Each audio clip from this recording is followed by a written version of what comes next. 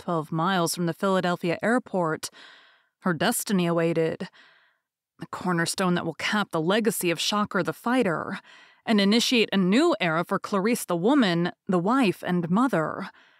North Broad Street was filled with old buildings, but none was more distinguished than the 4-story beauty that was the Blue Horizon. The legendary boxing venue was over 140 years old. It pulsed with an ancient force beyond its years, a residual energy that permeated the structure's core from the hundreds of thousands of fans that had screamed within these walls. She could feel that energy now, revitalized from the crowd of 1,500 that surrounded the ring and voiced their joy from the previous fight. A 10-rounder between welterweight contenders. If she read the commotion correctly, someone got knocked the fuck out.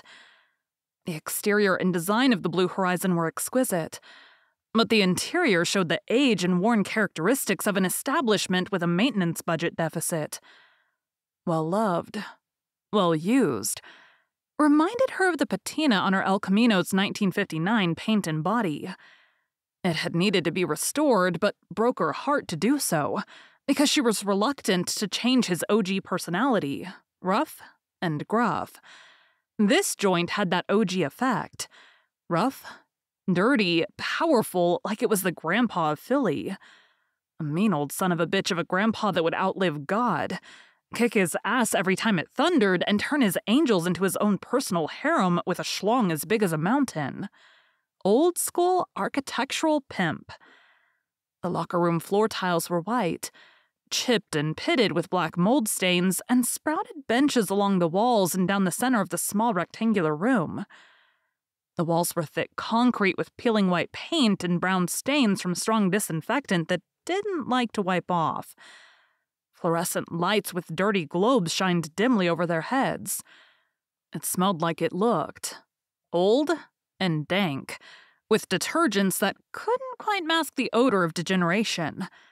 Like my grandpa, she thought. The walls vibrated with the crowd's energy, towering resonators that shook her little bones with immeasurable power and buzzed her head with sensations that mirrored her thoughts and intentions for the upcoming battle. Hyper thoughts. Violent intentions. Her mouth was suddenly dry. Her bladder full. Symptoms a soldier experiences before going into a deadly war she knows she may not make it out of in one piece.